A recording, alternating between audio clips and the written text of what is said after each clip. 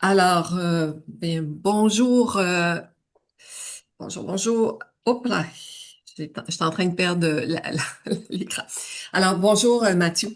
Mathieu Ball, vice-président au Bureau de la traduction, qui travaille main dans la main avec notre président, le PDG du Bureau de la traduction. On n'a pas parlé aussi de votre collaboration, Jean-François et toi. Je suis très contente de t'avoir avec nous parce que on a beaucoup d'inquiétudes, on se pose beaucoup de questions à tous les égards. On est un petit peu dans une période de transition, de très gros changements, puis parfois un petit peu chaotique. Alors j'imagine que vous aussi, vous l'êtes. Et puis j'aimerais ça que tu commences par te présenter pour qu'on on sache un petit peu ton parcours. Je crois que tu as été interprète dans une vie antérieure. Effectivement, je m'appelle Matthew Ball. Je suis avec le Bureau de la traduction depuis 1999 déjà. J'ai commencé ici au bureau comme interprète stagiaire et au fil des 27 dernières années, j'ai fait beaucoup de différentes fonctions. J'ai été interprète stagiaire, comme je disais, j'étais traducteur. Je travaillais au débat la nuit. Je faisais le quart de nuit pour justement traduire les débats du Hansard, de la Chambre des communes et du Sénat. J'ai été interprète principal pendant des années. J'étais gestionnaire au service de l'interprétation des conférences du gouvernement du Canada. J'étais j'étais directeur principal, j'étais directeur principal et maintenant directeur général ou vice-président. Donc, je suis dirigeant d'une équipe de quelques 800 employés.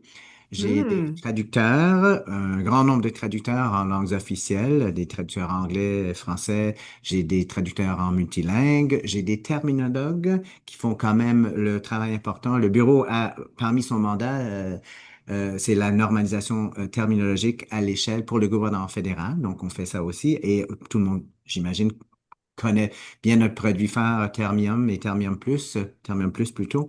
Donc, mon équipe est responsable de Termium Plus, à sa mise à jour et son évolution. C'est fantastique et j'ai beaucoup de questions à te poser, mais il y en a s'il y en a Oui. parmi vous qui voulaient en poser, n'hésitez pas. Mais on aimerait savoir, moi j'aimerais savoir, je vais parler pour moi, quel type d'outils ou d'approches vous privilégiez, vous autres, comme les outils, bon, tu m'as parlé de Termium, Termium Plus Oui, plutôt maintenant. oui. Ça, je pense que on le connaît tous, mais il y en a d'autres qu'on connaît moins. Puis il y en a un nouveau, là, tu me disais tout à l'heure, hors caméra, qui est arrivé Oui, récemment. oui. Ben, au bureau, on baigne dans la technologie depuis toujours. La technologie évolue, donc l'IA, ce n'est rien de nouveau dans le sens qu'il y a une évolution technologique constante. Et ça, on est habitué à évoluer avec la technologie. On est là quand même depuis 92 ans, le bureau de la traduction. Donc, Hmm. tu sais, on a passé par la dactylo, les outils Les de dictaphones, hein, les dictaphones, je me rappelle de ça. Même le courriel, je me rappelle quand le courriel, c'était quand même nouveau. Donc, ça change constamment. Et justement, on donne à nos clients et à nos employés, nos traducteurs, mais pas juste des TR, il y a toute une équipe administrative en coulisses au bureau qui font justement les DITIC, nous envoient des PDF, des images non modifiables. On a quand même toute une équipe qui travaille là-dedans pour Hmm. assurer le service aux clients et qu'on puisse modifier toutes sortes de documents dans toutes sortes de langues. Alors, technologie en termes généraux, c'est quelque chose avec lequel on est habitué. Je le disais tantôt avant qu'on diffuse. On offre déjà de la traduction automatique à certains clients depuis 1977. À l'époque, on fournissait un service de traduction statistique, traduction neuronale statistique. Et là, ça a changé, c'est plus le cas. Mais un même client qui utilise la traduction automatique depuis plus de 50 ans maintenant. 50 ans cette année. En 77, c'était Hein? la météo. Oui, c'était de la C'est ça météo. parce que Toujours un il y client avait eu un important. constat qu'il fallait avoir des traducteurs et que ça coûtait extrêmement cher. Puis Oui, c'est pas tout le monde qui avait le goût de travailler de soir, de nuit et tout oui, ça. oui, Alors pour améliorer la qualité de vie des traducteurs, on a mis en place et répondre aux besoins. oui. Là, ça a été la solution qui a été proposée et qui est restée puis qui est bien connue maintenant de tout le Et qui monde reste là. toujours maintenant, c'est une TAN, une traduction automatique neuronale, et ça continue à évoluer. Justement, j'ai une rencontre avec l'équipe du service météorologique la semaine prochaine. Fait que oui, ça évolue, ça continue. Donc nous, la technologie, c'est un constant en évolution. Et je dirais qu'on a plusieurs technologies, plusieurs cordes technologiques à nos arcs ici. Ça dépend vraiment. On a des mémoires de traduction, on a un lac de données avec 2 mégaoctets de texte qui sont alignés et qui ont été rédigés revus par des humains. Donc, textes de très bonne qualité. Je pense qu'on a parmi les plus grands corpus au monde de textes alignés français-anglais revus par des humains. On a des mémoires de traduction qui font partie de nos flux de travail depuis 2000, à peu près dans l'an 2000.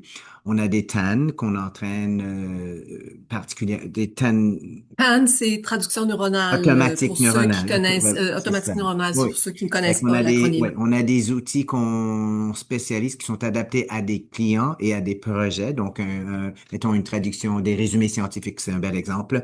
Hmm. On a entraîné des TAN spéciales justement pour ce projet, selon le domaine, selon le client, etc. Donc oui, la Ah. technologie, très, très important. Ça devient de plus en plus important. Mais oui, ça a toujours Et été. puis là, on assiste à la démocratisation de la traduction au Oui. gouvernement fédéral Et aussi. justement, ça fait Monsieur, allusion à Madame, notre... tout le monde Oui, oui. peut l'utiliser. Oui, ce qui fait allusion à notre dernier outil, le bureau est en train de justement, on a déjà lancé une plateforme de traduction automatique neuronale qui s'appelle GC Traduction pour les fonctionnaires, c'est pas pour les spécialistes de langue, c'est pour tout le monde. On Mhm. l'a lancé dans 7 ministères jusqu'à maintenant. Depuis l'été dernier, c'est un fort succès, ça connaît un fort succès. Les gens sont vraiment emballés par l'outil parce qu'on se rendait compte que beaucoup de fonctionnaires passaient des choses dans ChatGPT ou dans DeepL ou dans des produits commerciaux qui sont pas forcément protégés et qui nous exposent à plein de risques côté données linguistiques et pas juste les données linguistiques, mais l'information de la fonction L'information publique. Ouais, qui se confidentielle, oui. rendaient dans des pays étrangers, dans des Oh intérêts oui. commerciaux et privés. Donc, on a élaboré GC Traduction justement pour répondre à ce besoin grandissant. Et là, bientôt, dans quelques semaines, on lance à quelques 40 ministères. J'ai ces traductions, donc à grande diffusion. Il y a beaucoup d'intérêt. Et comme vous le savez, le premier ministre l'a dit, le chef de la fonction publique l'a dit, notre rôle, c'est vraiment de s'assurer de bien exploiter les technologies pour fournir les services de façon plus efficiente, plus efficace, plus rapide, à moindre coût. Et c'est ce qu'on fait. Le bureau répond à l'appel du greffier du premier ministre. Et on est fiers de le faire, oui. Et pour vous, ça veut dire aussi un nouveau rapport avec vos clients qui arrivent dans des situations d'urgence, qui, Oui, oui. Souvent, les clients ont déjà fait leur première traduction ou ils ont fait une traduction tu sais, à la fonction publique comme ailleurs. Les choses se font souvent à la dernière minute. On fait des touches finales à la dernière minute. On travaille avec moins de ressources qu'on devrait parfois. Et donc, souvent, les clients nous arrivent en crise. Ils ont quelque chose qu'ils ont fait eux-mêmes ou il y a eu plein de modifications la veille ou 2 jours avant. Donc, souvent, on nous arrive en crise, on dit, Hey, pourriez-vous nous aider? Et c'est là notre rôle. Et c'est ce que, justement, le narratif puis le service évolue. Et par le passé, on aurait dit, Hey, non, on peut pas faire 200 000 mots dans hmm. quelques jours. Là, la réponse est, vous êtes venu au bon endroit, on vous prend en main, on vous règle ça. Et c'est grâce à la Alors, technologie qu'on peut le faire aussi. c'est ça, Mais exactement. moi, je le dis aux clients, on a un peu le meilleur des deux mondes. On a pas un peu, on a le meilleur des deux mondes au bureau de la traduction. On a les meilleures données, la meilleure technologie, mais on a également la meilleure de l'intelligence humaine, hein. Il faut pas l'oublier. C'est important. Ça prime autant, même plus qu'avant, hein. Ben, venons-en justement à l'intelligence humaine qui semble, selon moi, un peu menacée par l'arrivée d'outils comme la post-édition, parce que ce que je commence à voir dans les recherches, les Chinois sont très avancés là-dessus, là, depuis 2024, 2025, 2026. Ils font des recherches sur les conséquences de ces outils-là sur l'esprit critique des traducteurs. Et puis, on commence à se rendre compte que je vais juste, il y a quelqu'un que je vais accueillir. Euh, pas le laisser. Oups, ma petite souris. OK. On commence à se rendre compte que le fait de mettre autant d'outils aussi performants à la disposition des gens risque de créer un problème de dépendance, un peu comme on l'a déjà étudié dans d'autres secteurs de l'informatique avec les téléphones. On sait que les téléphones créent des dépendances. On voit dans notre société que les écoles secondaires ont pris des moyens, il y a eu des poursuites et tout ça.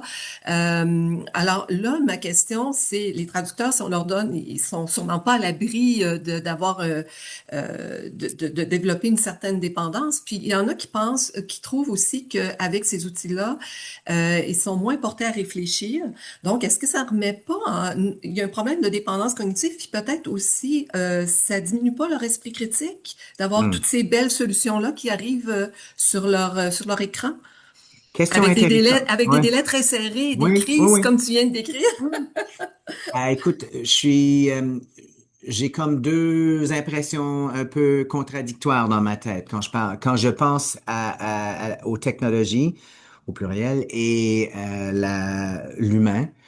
Euh, il y a une partie de moi qui dit, écoute, ces technologies nous permettent vraiment de miser sur les compétences et la valeur ajoutée du professionnel. Donc, tu sais, Mhm, la technologie, quand on travaille avec l'IA, ça nous enlève beaucoup des coquilles, des choses comme ça que l'humain fait. Et mhm. tu sais, il y a plein de petites traductions répétitives, des choses anodines qui sont pas intéressantes sur le plan cognitif. Donc, ça permet justement le traducteur d'aller au cœur des vrais défis cognitifs, des choses qui nous intéressent, des, tu sais, des tâches les plus intéressantes, je dirais, sur le plan cognitif. Donc, il y a une partie de moi qui pense, non, ça me fait pas peur que on deviendra paresseux. Mais par contre, je vais pas contredire les chercheurs chinois et puis je suis quelqu'un Je qui commence seulement là, je crois fermement depuis quelques en jours regardant là, les mais données. c'est Puis, des recherches assez sérieuses. Ben moi j'ai oui, trouvé sérieux, j'ai lu un peu oui, le protocole, combien il y oui. avait puis tout Mais ça, je donc l'ai j'ai vu que c'est des vécu bonnes surtout recherches. dans où je travaillais avant en interprétation parce que je le disais avant qu'on diffuse. Moi, quand je suis devenu interprète, il y avait pas, on n'avait même pas d'ordinateur portable. L'ordi qu'on me donnait au bureau, ça restait chez moi. Il y avait un écran gros de même. On n'avait pas de laptop. Fait on Non. était habitué à aller d'un endroit, un immeuble à l'autre, d'une salle dans une autre. Et comme je disais, moi, j'arrivais, ma préparation, c'était, je prenais les textes écrits, je faisais j'avais un bloc-notes puis un crayon. Et je faisais Mhm. mes petites lexiques à main. J'avais une vingtaine, une trentaine de mots, puis c'est tout ce qu'on faisait. Fait qu'on avait quand même une certaine autonomie, un esprit critique, une Mhm. débrouillardise.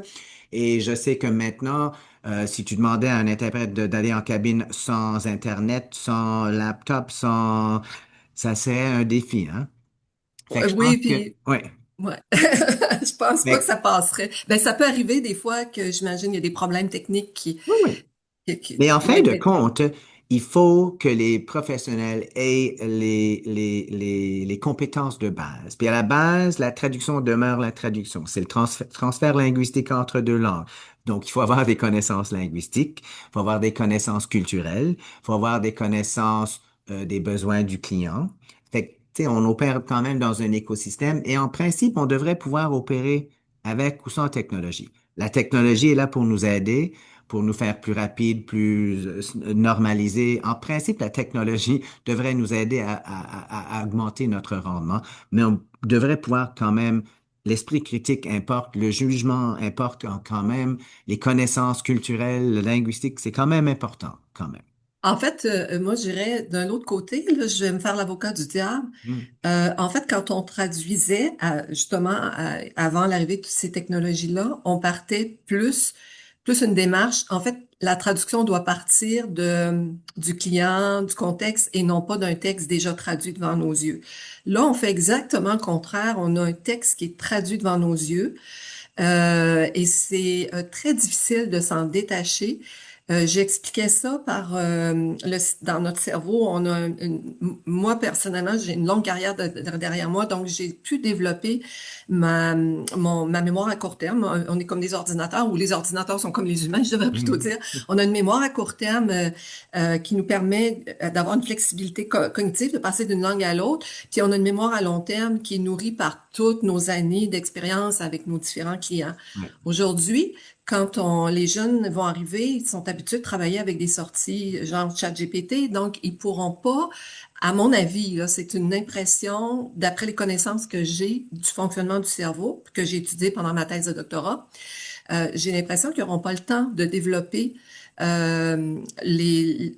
ces parties-là dans leur cerveau. Et je ferais le même parallèle avec la calculatrice et nous, on a appris, moi personnellement, je suis d'une génération, on a appris nos tables de multiplication et tout ça. Puis ça m'arrive souvent d'arriver dans un commerce où le jeune, je lui demande de me remettre de la monnaie, puis il y a de la difficulté à faire la soustraction, Ouais.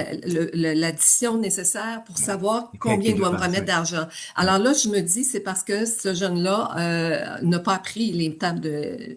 C'est pas parce qu'il est pas intelligent, c'est parce Mhm. qu'il l'a pas fait, il a pas développé ça. Ouais. Puis c'est un petit peu un parallèle que je fais, que je vois, et je commence à me pencher seulement sur Mhm. j'en profite pour en parler parce qu'il n'y a pas de Ouais. plateforme vraiment encore vraiment structurée pour parler de ce problème-là. Alors j'en parle avec toi, mais je pense pas que on va régler le problème aujourd'hui. Non, c'est une notion très intéressante et d'ailleurs, c'est une question qui est soulevée de temps en temps autour de la table ici au bureau.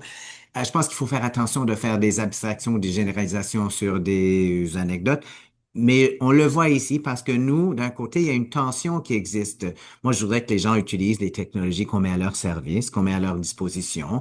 Il y a, comme dans tous les domaines, comme partout, là, il y a des gens qui sont plus réfractaires au changement. Il y en a d'autres qui sont Aussi, oui. ouais, voyons, c'est quoi le mot en anglais? Je cherche des gens qui Early early adapters, c'est ça que tu adopters, c'est m'avais ça, dit les tout à early l'heure, oui. adopters, ouais. Eux, ils sont Fait prêts qu'on le à... voit. Fait que Oui, nous, en général, on dit, on vous met ces outils performants à votre disposition, il faut quand même les utiliser. Mais parfois, on revient en disant, eh ben là, la sortie machine, ça nous prenait plus de temps de le réviser que de partir à zéro.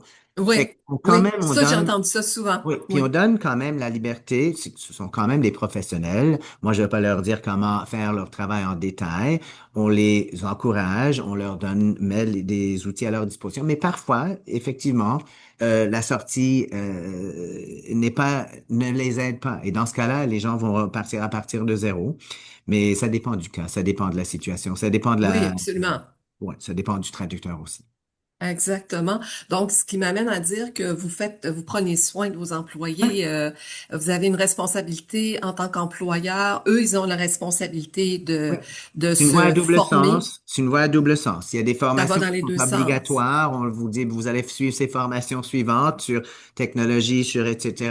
Je disais tantôt, euh, euh, service à la clientèle parce que justement, avec ce nouveau outil, GC Traduction, il y a des clients qui sont pas des clients qui viennent nous voir tout d'un coup. Ils n'ont pas de compte client, ils connaissent pas le bureau de la traduction, ils savent pas comment faire affaire avec nous. Alors, je dois former mes employés parce qu'ils traitent directement avec des tiers, ils passent pas par une administration, ils parlent directement avec un professionnel. Donc, on leur offre une formation pour savoir qu'est-ce qu'on doit faire, qu'est-ce qu'on doit offrir, à quel point on les accompagne avec leurs enjeux, leurs textes, oui.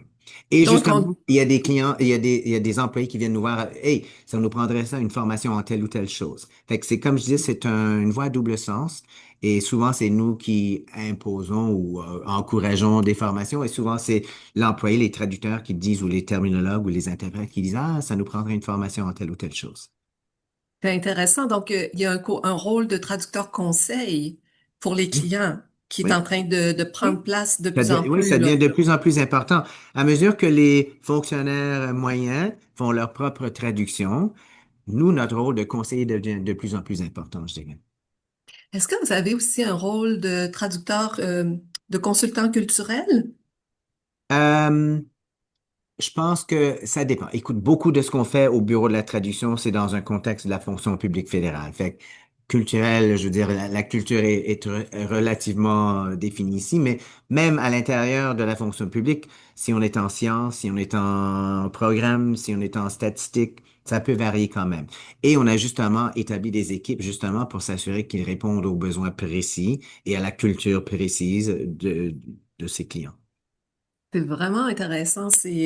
Donc, je C'est tout dirais un que la défi. formation, je veux dire, on arrive dans un nouveau, c'est parce qu'il arrive qu'un traducteur passe de sciences sociales à juridique ou parc. Oui, On a quand oui. même, on a une vingtaine de groupes parmi nos traducteurs et puis il y a certains domaines qui sont en croissance, il y en a d'autres qui sont en décroissance. Et justement, les sciences, le juridique, il y a des domaines où les gens ont fait, tu sais, on transitionne certains traducteurs de services en décroissance, justement en juridique et en sciences et ouais, OK, les domaines de pointe sont en croissance. oui, Puis les domaines peut-être comme où il y a beaucoup de répétitions, ressources humaines, sécurité, tout ça. J'en ai fait beaucoup oui.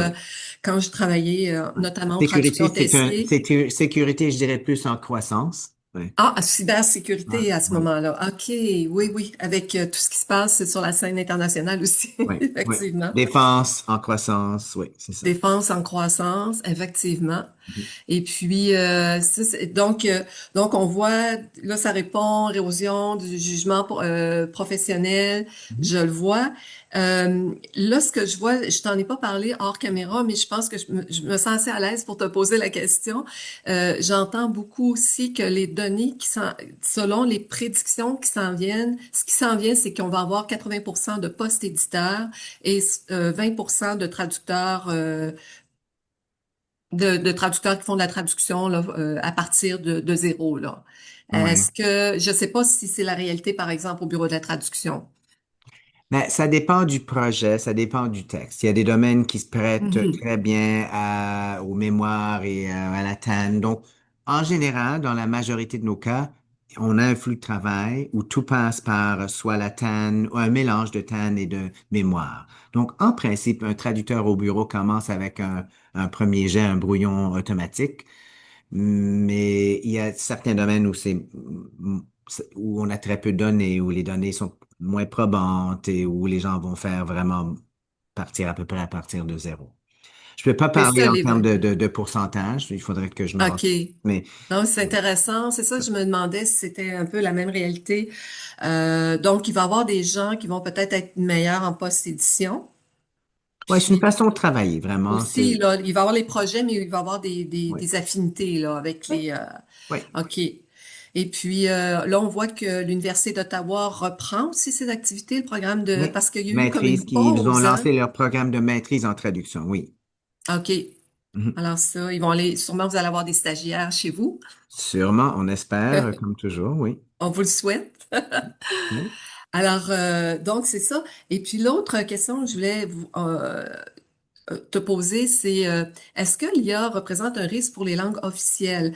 Je vais te poser la question, j'ai oublié de t'en parler tout à l'heure, mais on sait que les LLM, les Large Language Models, sont hautement basés sur l'anglais américain.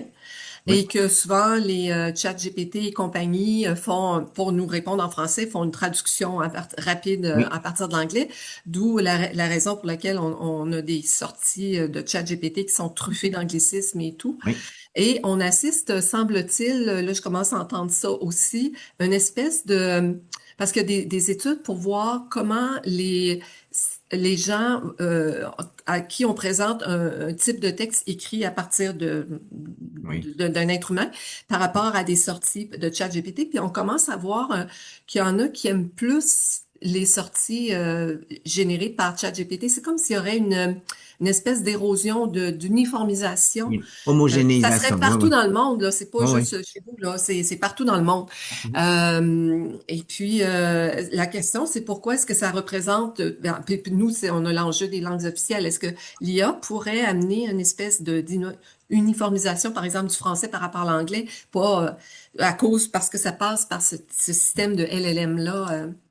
Ben, je dirais que l'uniformisation dans les langues, et là, si on entre dans un sujet plutôt théorique, là, Exactement. mais il y a des langues au monde qui sont plus uniformisées que d'autres. Tu sais, l'Académie française, puis the King's English en anglais, tandis que dans les langues autochtones, on fait 20 kilomètres, puis tout d'un coup, on a un autre mot pour le même objet.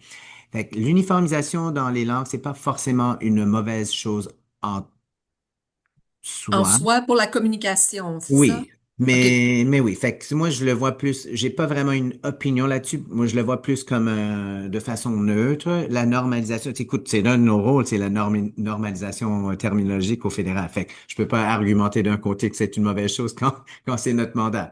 Mais c'est sûr que c'est un phénomène intéressant à suivre de près. Moi, je me rendais compte, je suis langagier depuis toujours, depuis 30 ans. Et je me rendais compte que écouté, j'entendais quelque chose à la CBC l'autre jour là, puis il y a des mots que l'IA utilise de préférence, et c'est tous les mots que j'utilise moi. Alors j'ai l'impression, alors je me suis rendu compte qu'il y a quand même, et j'imagine que c'est parce que je suis un langagier, je dois utiliser des bons mots là par rapport au fonctionnaire moyen qui n'a pas la même formation linguistique. Ben, c'est ça. Ouais, Chacun ses compétences, oui, oui. Et est-ce effectivement. que c'est une mauvaise chose que l'IA utilise ces mots ou non? Je sais pas. C'est une bonne question. Je sais, l'autre jour, j'ai eu un bel exemple.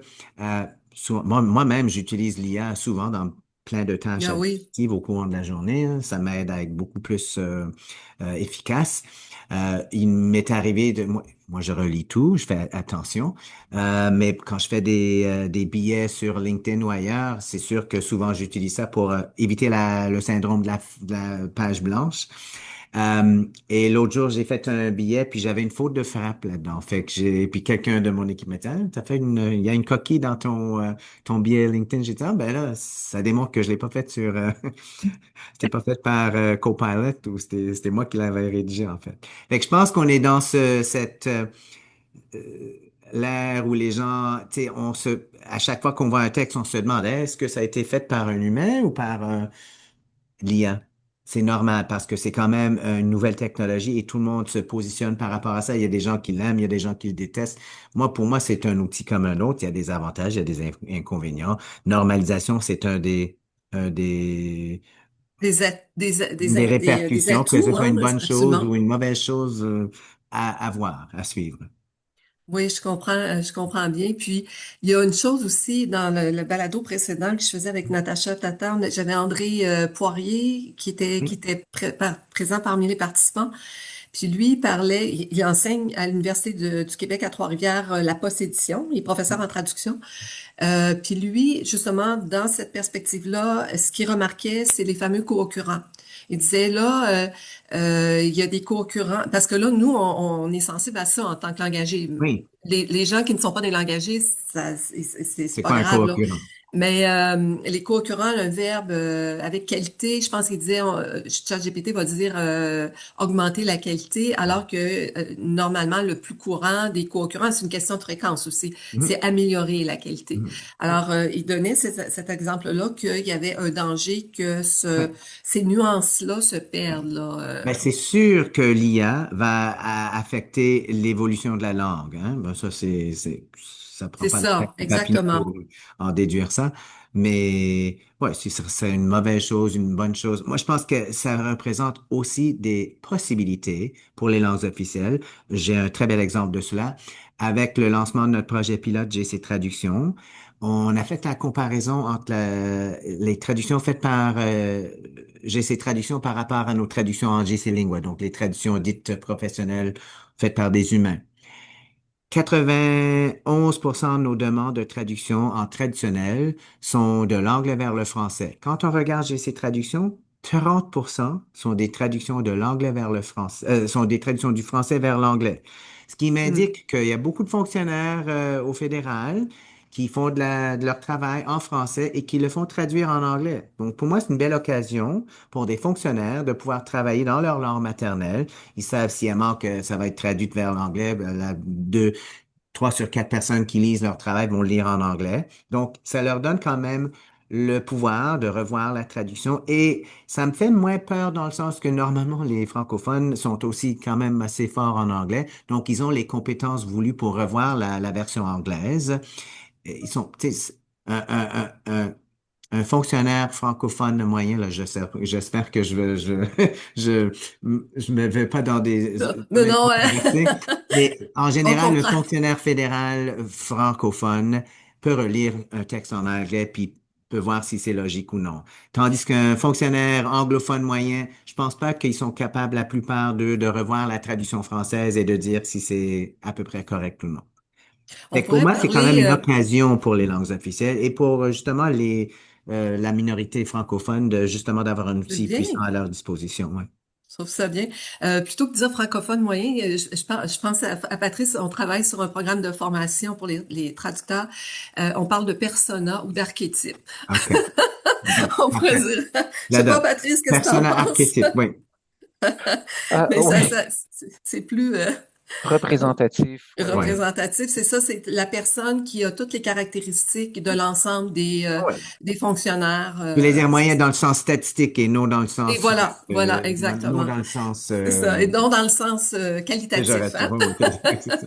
On Ouais, s'entend bien. ouais, ouais. Alors, c'est ça. Puis, est-ce que, là, je pense que tu as bien répondu en disant, parce que tu as dit que le français conserve sa place dans cet univers-là qui est dominé par Oui. l'anglais, par les statistiques dont tu viens de me parler, et Mhm. les stratégies que Oui. les fonctionnaires moyens, les personnes utilisent. Et puis, l'autre question, à qui, là, vous avez un corpus, un méga corpus qui, d'ailleurs, vous êtes est envié par beaucoup Mhm. qui est reluqué par beaucoup de développeurs dans le monde entier qui aimeraient bien Oui. les acheter à leur Ouais. propre application. J'en ai un en tête, là, il y a WordScope qui me demande, qui est en Belgique et qui me demande le propriétaire, le concepteur le créateur de WordScope, Philippe Mhm. Mercier me dit, mon Dieu, que j'aimerais ça avoir toutes les données du bureau de la traduction. Mhm. Et il n'est pas le seul. Mais Ouais. à qui appartiennent les données linguistiques que vous avez? C'est vraiment la propriété du gouvernement fédéral ou C'est la c'est propriété de la couronne, de justement. la C'est le couronne? roi qui détient nos données linguistiques, comme c'est d'ailleurs c'est le cas pour toutes les données de tout le fédéral, hein. Mais c'est là qu'il y a surtout, tu sais, c'est sûr qu'il y a des questions déontologiques intéressantes associées aux données. C'était une des raisons d'ailleurs pourquoi on a bousculé le lancement de GC Traduction. On se rendait compte que, comme je disais tantôt, que les gens achetaient, faisaient des abonnements pour des services Mhm. commerciaux, des outils commerciaux. Et le premier ministre nous a demandé de créer, d'avoir une fonction publique souveraine qui protège nos données face à, tu sais, dans la situation actuelle au monde, là. Mhm. Le Canada doit quand même faire attention à sa souveraineté, à nos données, et je pense que d'autant plus de raisons d'avoir une solution entreprise, une solution pour toute la fonction, tout l'appareil fédéral. Et c'est ça qu'on fait en ce moment avec GC Traduction. Parce que Ternium Plus, c'est ça qui était particulier, c'est Ouais, que c'est payé avec les sous des contribuables canadiens, mais c'est mis à la disposition des traducteurs de partout dans le monde. c'est Moi, ça. j'ai des Et ça, contacts c'est, avec des gens oui. qui me disent, Hey, on aime votre Ternium Oui. Plus, puis Termium Plus, c'est euh, vraiment un produit phare du bureau et puis justement, il y a beaucoup de gens qui le connaissent. Et mhm. ces données ont été rendues en données ouvertes déjà, donc c'est sûr qu'on les met à jour constamment, mais il y a beaucoup d'entreprises qui les consultent et qui les avalent pour nourrir leur système déjà depuis un certain Ah temps. oui, OK, Ouais, OK, ouais, OK. ouais. Est-ce que c'est moyennant un certain montant quand Ce sont ou des données ouvertes, donc ouais, open data, oui. OK. Au Mais Canada, ou faut-il ouais, être Canadien, avoir un non. pied à terre au Canada ou ailleurs dans le monde? Non, ailleurs dans le monde, oui. OK. C'est publiquement disponible, ça, oui. OK. Un Ouais. peu comme, Et OK. ouais, Lingui, OK, c'est ça. Ouais. pas ça, je trouve ça Donc, intéressant. c'est grâce justement aux données du Bureau de la traduction que déjà il y a des outils puissants sur le plan commercial. Mais on a quand même d'autres données qui sont pas publiquement C'est disponibles. ça, Nos c'est données ça. linguistiques, là, on parle et il y en a une certaine partie de nos données qui sont publiées dans le sens que tout ce qu'on fait pour le Parlement, par exemple, chaque mot qui est prononcé à la Chambre des communes et au Sénat et dans toutes les commissions parlementaires, tout ça, c'est publié au quotidien. Fait que tout ça, c'est Oui, disponible. vous Si on avez fait un un call, magnifique site que j'ai oui, découvert il y a 3 semaines, je pense, au pour Parlement, faire une présentation. oui, Tout est en anglais, en français. oui, Je trouve ça vraiment très, oui, très convivial, là. oui, Et puis j'ai vu la qualité, parce qu'il y a des débats qui sont en anglais, mais quand ils sont en anglais, ils sont traduits. oui, Alors tout est dans les deux langues, là. tout est dans les deux Puis langues au c'est Parlement, oui. vraiment la qualité là, du français, là, c'est chapeau, là. Et ça, c'est vraiment. la traduction humaine. On a une équipe de 300. J'étais vice-président du secteur parlementaire pendant des années.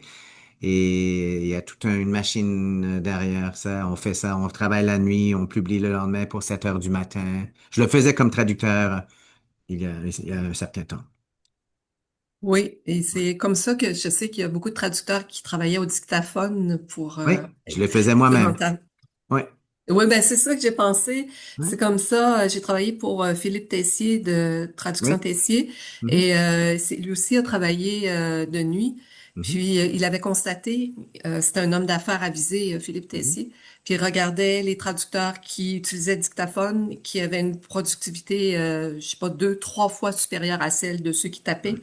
ouais, Et ouais, puis c'est là qu'il a vu la puissance de la dictée, puis toute son entreprise a été bâtie autour de la ouais, dictée, effectivement, ouais. qui est maintenant disparue parce que ça La prenait des reconnaissance. opératrices. Oui, mais Ben, là, maintenant, avec c'est la remplacé par la technologie, reconnaissance. c'est ça. Exactement. Ouais. Mais la reconnaissance vocale s'est beaucoup améliorée avec Office 365, une Mhm. excellente, puis c'est pas trop cher. Avant ça, on avait Dragon Naturally Speaking, mais ça Ouais. coûtait 4, 500, Ouais. 600 On en dollars. avait quelques abonnements au bureau de la traduction pendant des années. Oui, c'est ça, Ouais. effectivement. Ouais. Et puis, donc, les données linguistiques, on sait qu'il y en a que vous gardez jalousement pour les mettre à l'abri, Oui. c'est parfait, puis On d'autres les qui garde dans sont notre ouverts. lac. On a un lac de données. C'est quoi un lac? C'est un lac, LAC? c'est un data lake, un lac de données, on l'appelle. C'est Vous vraiment appelez ça comme là où ça? on OK. stocke. Oui, oui. C'est le OK. jargon du, ouais. Les La- jargons informatiques, là, oui, ah, ouais. effectivement. Et puis, donc, le Canada a développé ses propres outils, le Québec aussi. Alors, en IA, là, je Oui, commence à voir. Donc, on continue là-dessus, sur oui, cette absolument. lancée-là. Et oui, c'est très important. Justement, je dirais qu'il y a un petit débat, un débat des minuscules au sein de la fonction publique parce que justement, nous, au bureau, on est de l'opinion que on peut centraliser ça. On est quand même l'employeur unique pour les traducteurs, pour la fonction publique fédérale. Donc, en principe, les autres ministères ne devraient pas embaucher des traducteurs. C'est sûr qu'il y en a qui le font et on appelle Oui, c'est connu, des oui. couples Mhm. fantômes, mais quand même, il y a un bon argument pour centraliser, pour normaliser, pour avoir un bon répertoire de ces ressources dans une place. Et justement, on le voit avec l'IA, parce qu'il y a des ministères qui ont mis sur pied leur propre TAN. Mais nous, moi, je parle à ces clients parce que je m'intéresse à leurs expériences, je m'intéresse à leur sortie machine, je m'intéresse à comment ils les entraînent, avec quelles données. Et là, les gens se rendent compte, j'ai eu un courriel d'une cliente, pas vraiment, c'est une cliente qui a son propre équipe de traduction et qui fait pas beaucoup affaire avec le bureau. Mais elle me posait des questions par rapport à l'entraînement de GC Traduction et la réponse, c'est entraîner sur le corpus qu'on a. Fait que si votre ministère fait pas affaire avec le Bureau de la traduction, on a moins de données pour l'entraînement. Fait que là, les gens se rendent compte, ah, il y a autre raison pour faire affaire avec le bureau et pour centraliser justement ces données linguistiques parce que les données pourront nous aider ultérieurement, hein, quand ça vient temps pour avoir de l'IA, puis des chatbots, etc. Puis on se rend compte beaucoup de l'importance de la terminologie dans justement les nouvelles technologies d'IA. Hein. Les chatbots, ouais, c'est la La terminologie, terminologie, moi, la je me rappelle, normalisation pour avoir des bonnes définitions. Qu'est-ce que cela veut dire dans tel ou tel domaine? Là, j'ai parlé d'un lac. Dans le domaine numérique, un lac, c'est quelque chose de très précis. C'est très différent qu'un OK. lac en ressources naturelles. Hein. OK, Ouais. OK, OK. Puis la terminologie, moi, je me rappelle, peut-être dans les années avant, début 2000, vous aviez encore des équipes de terminologues qui Ouais. répondaient aux questions des Et le pigistes. service RSVP, oui, Oui, et est-ce que ça ça existe existe toujours. toujours? Ça existe OK. toujours. Oui. Et là, dans cette nouvelle conjoncture-là, est-ce que ça veut dire qu'ils ont accès à des outils plus performants, ils peuvent Les alimenter? terminologues? Oui, Oui, les terminologues utilisent beaucoup l'IA. Ils l'utilisent en... Et puis, c'est vraiment une équipe qui est euh, euh, très intéressée par l'évolution rapide de la technologie. C'est un groupe que je dirais, ce sont des early adopters en terminologie. ouais. Ils connaissent, ils voient les avantages d'avoir une bonne. Et puis, voilà, l'avantage pour eux aussi, hein, parce que toute l'IA est basée sur les LLM, les gros modèles langagiers. Et voilà, il se rend compte qu'il faut avoir de la bonne terminologie, de la bonne normalisation, de bonnes définitions, toutes les tu sais, au rythme que ça évolue, il faut être vraiment suivre de près Ben, les c'était déjà comme avancements. ça au début des années 2000, mais Ouais. ils avaient, puis là, je sentais qu'ils me disaient, bon, je vais vous répondre dans 4 heures ou, puis là, il fallait qu'ils téléphonent d'urgence Ah, aux clients. En fait, c'est ce qu'ils faisaient, là. ouais, ouais. Là, ils ont beaucoup moins besoin de faire ça, j'imagine. Et on est en train maintenant de revoir Termium Plus parce que Ah ça oui? existe depuis quelques années, donc on a déjà des projets en cours et on a un peu, ben là, je vais pas trop en dire maintenant parce que c'est toujours en élaboration, mais je pense qu'il y aura des histoires intéressantes dans ce domaine dans un avenir pas trop lointain. Ah, ben, ça m'intéresse beaucoup. Puis, Oui. est-ce que vous avez aussi, là, il y a les LLM, les Large Language Models, puis il y a les Oui. Small Language Models. Mhm, Je mhm. sais pas, est-ce que ça, ce C'est que quelque j'en chose. comprends, c'est des langages, mais plus spécialisés. Je sais Oui. pas. Oui, et puis il y a des langues de moindre diffusion aussi où où les données n'existent pas comme dans l'anglais, Ah, comme des langues occidentales et orientales où il y a beaucoup plus d'écrits là. Puis les langues autochtones, un très bel exemple. Il y avait pas d'écriture pour ces langues jusqu'à dernièrement. Donc le fait que ces langues soient consignées à l'écrit, c'était des traditions orales, des langues orales, là. Donc, il y a moins de données là-dedans. Donc, c'est tout une autre paire de manches quand on parle de technologie et de l'IA dans ces langues. Cela dit, c'est que beaucoup de gens dans ces collectivités s'intéressent énormément à la technologie et comment la technologie pourrait aider à préserver et promouvoir leur langue. C'est que ça, je pense que oui, c'est puis ça, un carrefour vraiment intéressant dans ces langues de moindre diffusion. exactement, comme en Afrique aussi, ou des endroits comme la Bretagne aussi, où Ouais, le breton avait ouais, quasiment disparu et puis ouais, qui revit maintenant. C'est ouais. grâce aux technologies, entre autres, Ouais. là, qui permettent aux gens de se mobiliser. Ouais, gaulois, plein de langues comme ça aussi, oui. Effectivement. Et puis, est-ce qu'il y a des enjeux éthiques qui vous préoccupent actuellement? Justement, on a parlé peut-être là de dépendance et tout ça, mais que Je dirais que, vous... il va sans dire, mais je dois le répéter parce que les gens l'oublient souvent, surtout les gens très haut placés. Les, L'IA et la traduction automatique fait des erreurs. C'est pas, il Hmm, peut faire des erreurs. Il fait des erreurs. Il faut l'avouer, il faut être conscient de cela. C'est pas une raison pour ne pas pour d'avoir peur ou de ne pas l'utiliser, mais c'est juste qu'il faut s'en tenir compte parce que quand on utilise ça, donc vraiment l'importance d'une bonne révision. Je dirais aussi la souveraineté me préoccupe aussi. Je pense qu'il faut avoir une bonne, tu sais, il faut se rappeler que surtout l'anglais au Canada, c'est quand même une histoire très intéressante, l'influence américaine, mais aussi anglaise. On a mhm. quand même un mélange intéressant, et puis l'influence du français au Canada anglais et l'influence de toutes les autres langues, parce qu'on est quand même un pays d'immigrants. Fait que, il y a plein d'emprunts en anglais au Canada qu'on n'a pas ailleurs. Fait que moi, je trouve que la souveraineté, le fait d'avoir des outils qui nous appartiennent et qui nous reflètent, c'est très, très important.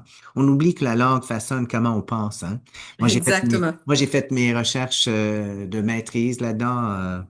Dans l'autre millénaire.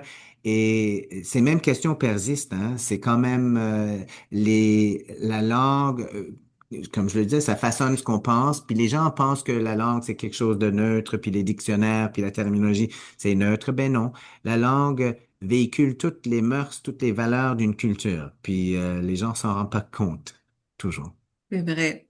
Mhm. Donc, effectivement, je remarque aussi que les cultures autochtones on entend de plus en plus de chansons des cultures autochtones et je crois que c'est peut-être parce que ces langues-là sont écrites maintenant parce que ça l'était pas avant là. Ouais. Alors, oui, je suis bien Ça, c'est d'accord un avec vous. domaine fascinant à suivre, puis je pense qu'on va voir. nous, on travaille en étroite collaboration avec l'Office du commissaire aux langues autochtones. Donc, on a quand même de bons rapports, tout comme avec l'Office de la nouvelle commissaire aux langues officielles aussi. Alors, on a quand même de bons rapports, mais ce sont moi, en tant que langagier, ce sont des dossiers qui m'intéressent énormément, je pense, comme la plupart de nos employés ici. Très intéressant. Ouais. Très, très intéressant. Mais je pense que, je ne sais pas, est-ce que vous aviez d'autres choses à ajouter? Est-ce que tu as d'autres choses à ajouter? Parce qu'on s'était dit qu'on se tutoyait. Ah, non, j'écoute, je pense que je reconnais que les bouleversements puis l'évolution technologique, ça a un impact sur les gens, là. Moi, je le vois. Je suis quand même, j'essaie d'être près de mes 800 employés. Je les vois quand même dans on fait des assemblées générales, je fais des rencontres, je les côtoie dans la salle de lunch ici, des Teams. Je sais que c'est une question qui préoccupe les gens, mais moi, je rappelle aux gens que la technologie a toujours évolué. Le bureau de la traduction, les langagiers ailleurs, on a toujours évolué avec ça. Et puis, en fin de compte, les compétences de base demeurent toujours essentielles. Donc, la valeur ajoutée d'un langagier, d'un traducteur ou d'un terminologue ou d'un interprète repose sur son jugement, sur ses compétences linguistiques, sur euh, ses Connaissance de des cultures aussi, là, comme on disait cultures, avec, langage oui. et service à la clientèle. On a parlé de qualité Ça, tantôt. c'est une nouvelle compétence, par exemple. Je pense. Non, pas vraiment, mais Non? c'est quelque chose qui aurait dû toujours être là. Puis je pense que les gens qui ont réussi en affaires, les traducteurs qui ont qui ont, qui réussissent dans la vie, ils réussissent à répondre aux besoins de leurs clients. Et on C'est parle ça. souvent de qualité, c'est une question qu'on n'a pas abordée aujourd'hui, Ah mais oui. comment on définit qualité? Est-ce que la qualité, c'est un texte exemple de faute de grammaire? Est-ce que la qualité, c'est un texte rendu à temps? Parce que j'ai eu un Hmm. exemple l'autre jour, on a failli manquer un délai, puis le client n'aurait pas eu un texte. Fait que pour moi, un texte qui est imparfait, c'est mieux qu'un texte qui n'est pas rendu du tout. Est-ce que la qualité, surtout avec la démocratisation des outils et de plus en plus de fonctionnaires qui font leur propre traduction, est-ce que la qualité, c'est quelqu'un qui a passé une demi-heure avec un de nos conseillers pour améliorer un peu leur traduction, qui n'aurait pas été revue par un professionnel du tout? Fait qu'il faut vraiment, pour moi, il n'y a pas une définition statique de la qualité. C'est tout ça ensemble, pris ensemble. Le prix, le délai, le nombre d'erreurs, un langage adapté aux besoins et au langage du client. C'est toute ça, la qualité, c'est bien plus complexe que les gens ne pensent, je crois. OK. Ouais. OK.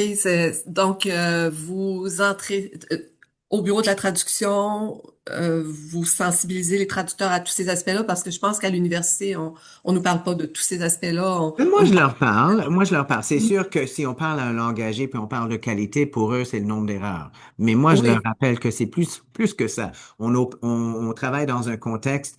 Les gens, écoute, le service après les heures ici, on reçoit plein de textes de dernière minute. Les gens sont en crise. Moi, je pense qu'on leur permet. Et puis, un langagier va nous dire, ben là, c'est pas assez de temps pour le faire. Mais moi, je leur réponds. La qualité va être meilleure avec nous que sans le bureau de la traduction. Si on laisse les clients, si on répond, ah non, on n'a pas le temps de le bien faire, eh bien, ça sera rendu par un non-langagier et pour moi, la qualité en souffrira. Fait qu'on est là pour tu sais, accompagner, soutenir nos clients dans leur mandat. Leur mandat, c'est pas la traduction.